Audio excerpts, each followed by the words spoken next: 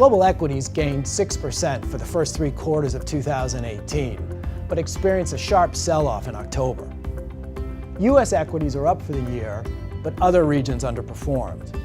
Bonds also fell between 3 and 5%.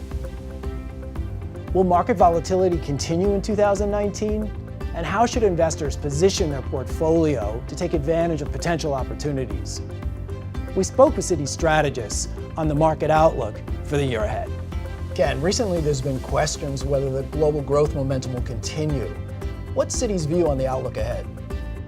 Well, despite all these concerns, we actually don't think that global growth is going to fall off that much. For example, in the United States, we look for stimulus effects of the tax cut to be fading.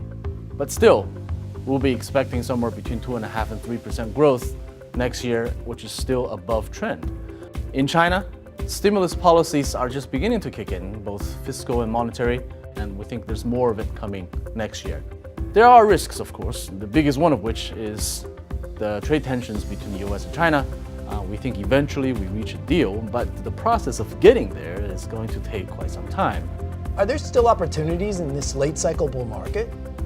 Well, we think investors should definitely be selective, but there are opportunities to be had. We think the earnings growth in the US is likely to slow down fairly substantially because of the passing of the stimulus effects from the tax cut.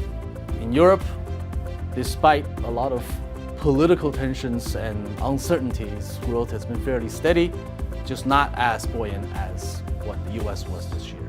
We don't think there's real risk of disintegration of the euro area in the coming year. Hence, we think there are some selective opportunities there as well. The biggest opportunity, we believe, is still in emerging markets, however. Now, in Asia, that's still our favorite emerging market because we see a much longer trajectory, a runway for growth, particularly in consumer wealth, incomes, and spending. And this is a region where technology and healthcare are also developing at a very fast pace. Umar, in October, 10-year U.S. Treasury yields reached 3.2%, a high since 2011. Given the related questions over the potential of inflation, what's the likely Fed response? Well, we expect 2 Fed rate hikes in 2019, implying a terminal rate of around 3%. We've seen little interest from Fed officials in raising policy rates beyond neutral. And despite some slightly stronger job and wage data, we continue to expect inflation to remain around the Fed's 2% target. What are some of the opportunities that bond investors can consider? Well, we like U.S. investment-grade corporates, where yields are slightly higher, spreads are materially wider. We also like U.S. high yield. We expect default rates to remain relatively low against the backdrop of a relatively strong U.S. economic outlook. In emerging markets, there has been volatility, but valuations have repriced substantially cheaper. We think that pressures on the emerging markets are likely to ease going into 2019, and so we see quite a few pockets of opportunity, and in particular we see long-term value in China.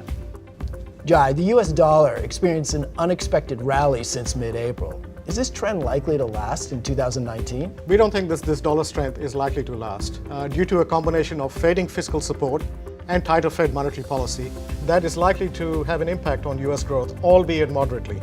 But the moderate slowdown in US growth will also pressure the financing of the US twin deficits. So all of this poses some headwinds for the USD in 2019.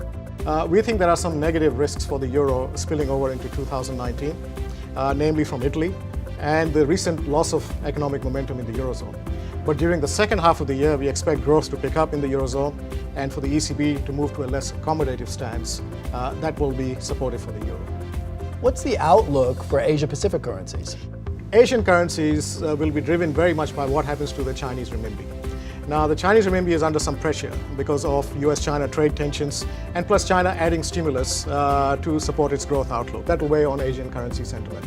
Out of all of this, the oasis of stability is probably the commodity currencies, where a better domestic growth picture plus inflows from these regions comes to support these currencies. I would watch for the Canadian and the Kiwi dollar in particular.